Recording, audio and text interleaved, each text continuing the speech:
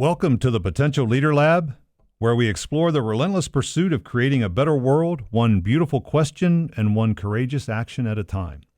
I'm your host, Perry Moffmer, and today on episode 59, we will be exploring relentless repetition, a leader's edge. So I have a question to start off, and the question is, what if the greatest failure of leaders isn't lack of ambition, but the inability to focus on what truly matters? Now, I've been working with business leaders and CEOs and people all levels of leadership inside organizations for about 10 years now, and I cannot think of one of them that didn't truly want to be successful. That wasn't what was motivation, and effort was not holding them back. And so that led me to think about, well, if that's the case and there are folks not achieving what they want to achieve, what was the missing piece? What's the missing component? And for me, the theme that I think would benefit folks is actually maniacal focus and relentless repetition. And I think those are the ultimate tools for effective leadership. And here's the thing, if you are overwhelmed by endless priorities, you're not leading, you're just busy. And so I think that the real issue here, and I'm going to drop into kind of, I guess it'd be psychological, emotional, metaphysical, is a lack of courage. And I'm going to connect the dots and show you how I get there. So courage, interestingly enough, the etymology of the word, it stems from heart. Like the root of that word, C-O-R, core, is heart. And courage originally was having the courage, having the heart to speak your mind, having the heart to do the things that need to be done, because we've always attributed that kind of activity with the heart in our bodies. And I think that that's the real issue, is I think that we lack courage to commit to the things that we know are important. And it's really important because we can't get overwhelmed with fear of missing out. And I'm going to get to some data later talking about how much time we spend on our smartphones, and we spend seeking out new and interesting ways, shortcuts, hacks, whatever the newest thing is to get us where we want to go, when in fact I think we already know. And if we have the courage to stick with the decision until we can gather the data, the evidence, until we can complete the experiment, if we use explore, experiment, evolve as our foundation here, is that, and I'll give you an example, that in your organization or you personally might have started something. And since it's early in the year, that's probably fresh to everybody's mind, right? We've started something personally or professionally, and we're already at the point, even less than 30 days in, we're probably already at the point where we're looking for another option. This isn't working, we want something else. So there's a couple things that work against us from a societal standpoint, and that is that need for things to be instantaneous and transformational instead of taking time. And if we're going to come up with a plan, we also at the forefront of that plan have to figure out how much time it's going to take before we can expect to see results, meaningful, sustainable, scalable results. And we can't veer off the path until we have data or evidence that it is or it isn't working, because I'm the last person to tell you should just keep doing something if it's not working, but you have to define for yourself, when will you actually know if it's not working? And I've worked with several, different organizations over the years, and essentially, or especially from a marketing perspective, most people will tell you, if they start off talking about, we're going to do a plan or a program, we're going to do this advertising, this marketing, most of them will tell you, I need 90 days to set a baseline. Like, if you have no baseline for this, then we're going to have to take 90 days to actually set the baseline. Then we can start to evaluate if it's working or not. And I think that's the issue here. Anything that we do, we have to set up those things. When will I know that we have a baseline on which to compare results with?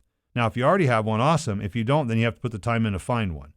And we cannot and must not chase what other people are doing, because they are not us. And our success will be based largely on our lived experience, how we interpret the world. Because we have this, what I'm just going to call this curse of too much. And we have an illusion of productivity. We think that just doing lots of things means that we're working hard, that we're productive.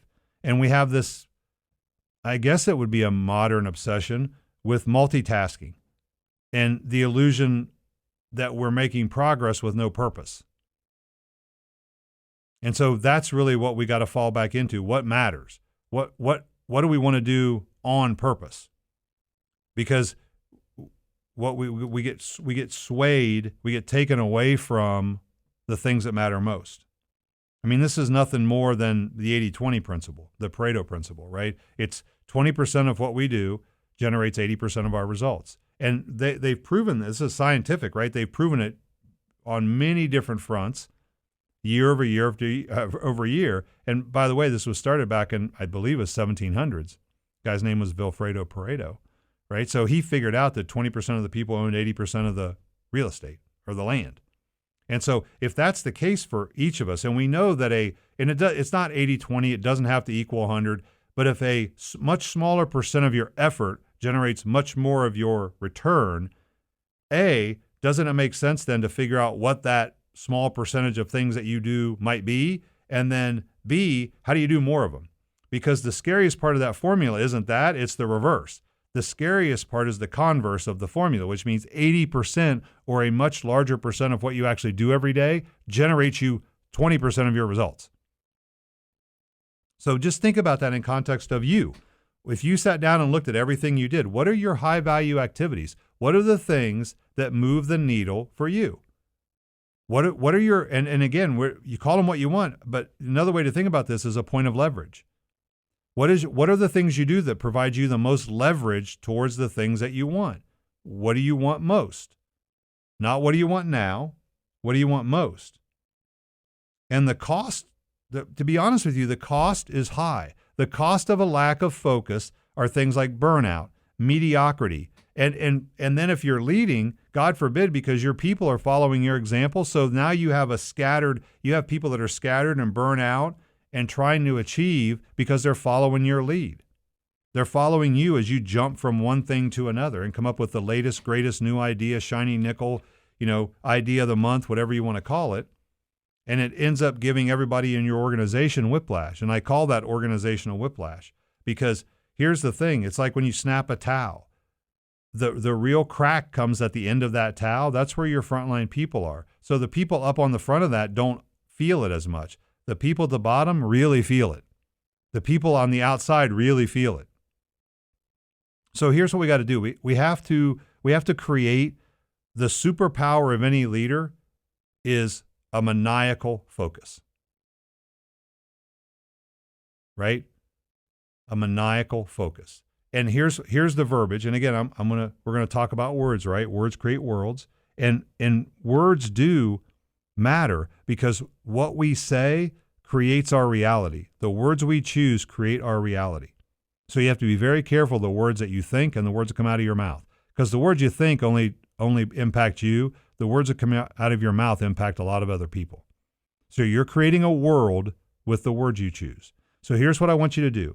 If you get nothing else out of this 20 minutes we're going to spend together today, I want it to be this. Stop using the word goal, objective, whatever, however you refer to it, and use the word quest. So I want you to think about what's your quest for this year?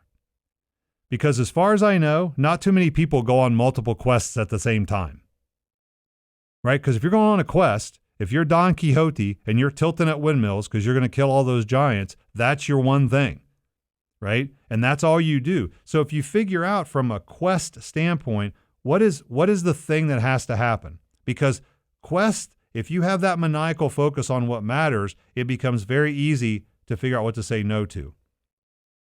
Because it's either a hell yes or a hell no. Because if you're in the middle, it's just hell.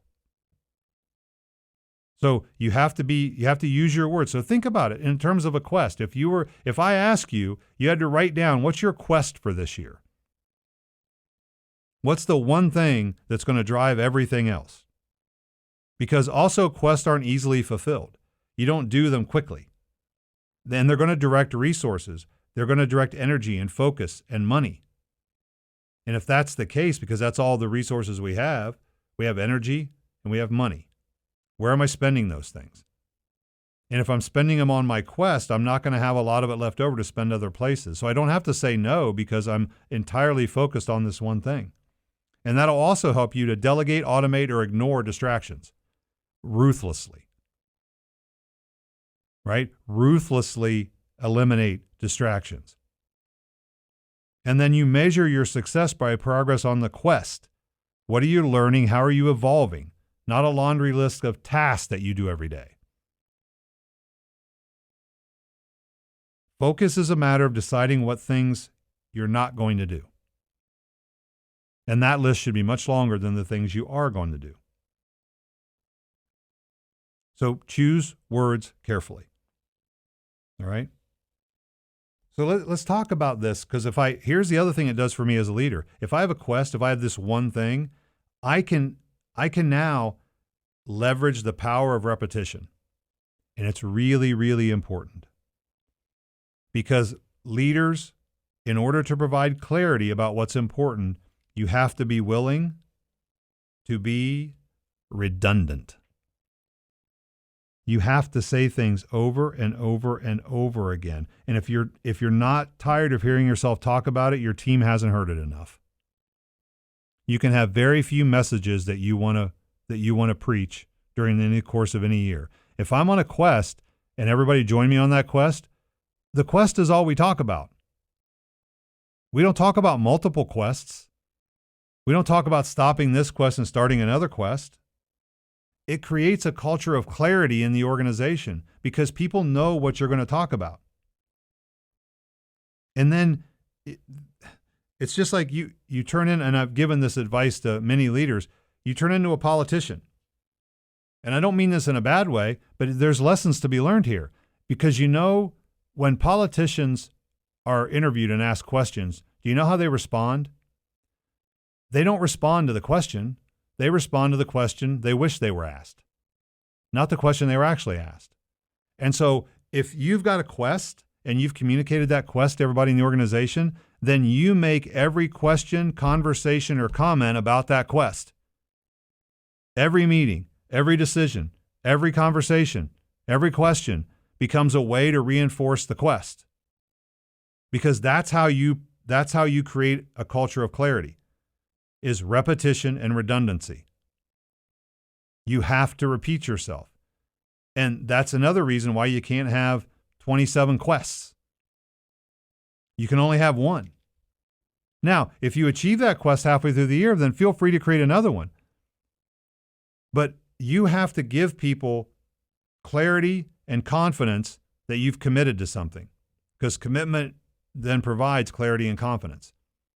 But if we commit, quote unquote, to something on January 2nd, and then we decide January 27th it isn't working, we're going to commit to something else, and then we're going to commit to something else on February 7th, and then on March 3rd, and so on and so forth, how do we even know if any of it worked? I mean, if you're doing anything, an experiment, when you do an experiment, explore, experiment, evolve. If you do an experiment and it doesn't work, you don't change 7 variables in the experiment. Because then if it does work, you have no idea which variable it was. So this takes time and commitment and consistency and confidence. It also takes something most leaders lack, which is patience. Because if I say an experiment is, I believe if I do X, I will get Y. Right? So if I don't get Y, I'm only going to change one variable and then I'm going to test again. I'm going to do another experiment. Because then I'm going to test each of these variables. I can't just throw it away and start all over because I haven't learned anything.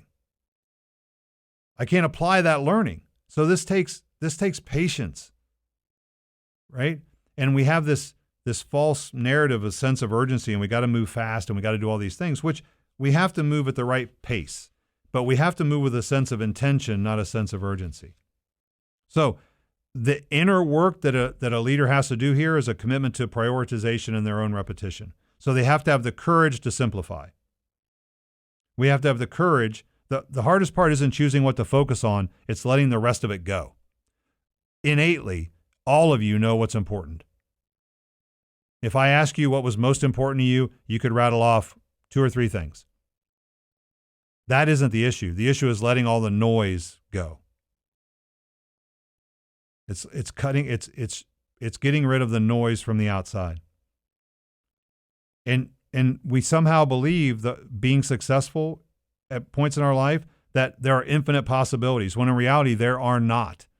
We have this illusion because we have access to data and information and social media platforms where everybody shows their best self. And when I say best self, I'm talking about organizations as well. We promote our organization, the very best, all the happy, smiling employees, all the wonderful customers, all those things. And so when we're on there, all we're seeing is everybody else's best.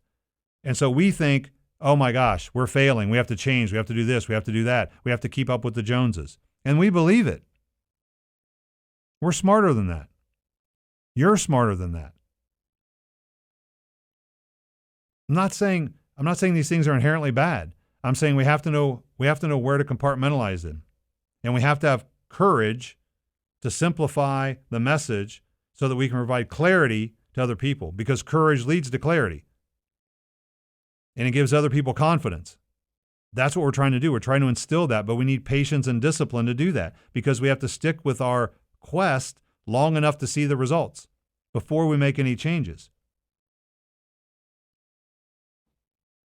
I mean, integrity, by its very definition, is just doing what you say you're going to do. My actions meet my words. So I said I'm going to do this, and I did that.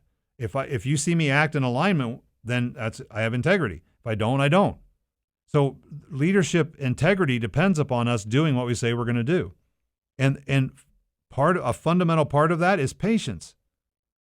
It contributes to many, many things: emotional resilience, stress management, enhanced decision making. And the ability to endure delays and setbacks cultivates a calm, composed demeanor, fostering personal growth. I've always told everybody that I work with, great leaders bring the temperature down in a room. They don't ramp it up. People feel at ease and calm and confident when a great leader walks in the room, because they know that person is crystal clear on what commitments they're going to make. And then part and parcel to all that is delayed gratification. There's been tons of studies done on this. You can read about them on your own, but we have to develop impulse control. You have to lead yourself first. You got to tell yourself, no, we're not going to do that. Because resisting that temptation of instant gratification can yield significant benefits later on. Keep people on course. Keep them focused on what matters. Keep them focused on the quest. Keep them focused on the quest. This thing you're coming up with, this mantra, this rallying cry, whatever you want to call it, is something you're going to repeat over and over and over again. Something that means something long term, something that's scalable and sustainable. So here's our key takeaways, right? Maniacal focus simplifies complexity. Your job as a leader is to make the world easy to understand. And you essentially do that by the language that you choose and the quest that you establish for your people, because that enables them to simplify a very complex, uncertain, ambiguous, and volatile world. Repetition builds clarity, alignment, and momentum. The only way people get better at doing anything is having at-bats. So if you drill all the way into the organization, you're going to go on a quest, and you need people to be really good at something, you need to get them reps. They need to do it over and over and over again, no matter what field you're in.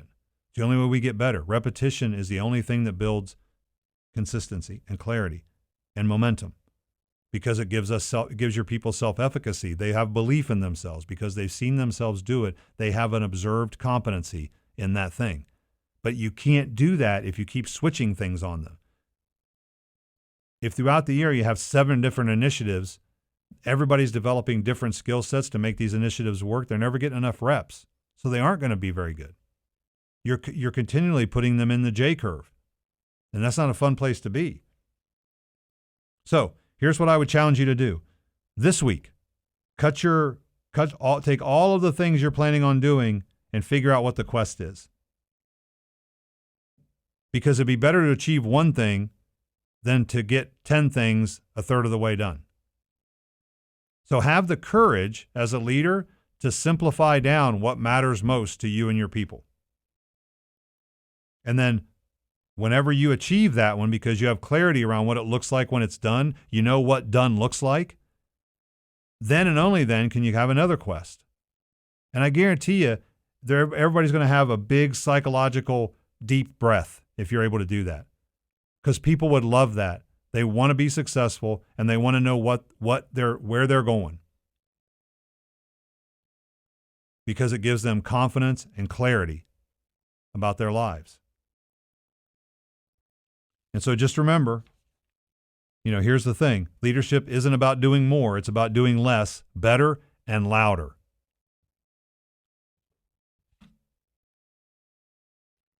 So with that said, I'll leave you with this. Remember, it's not about having all the answers. It's about asking big, bold, beautiful questions and showing up with intention every day. Until next time, keep pushing boundaries, embracing the unknown, and daring to do the work that truly matters.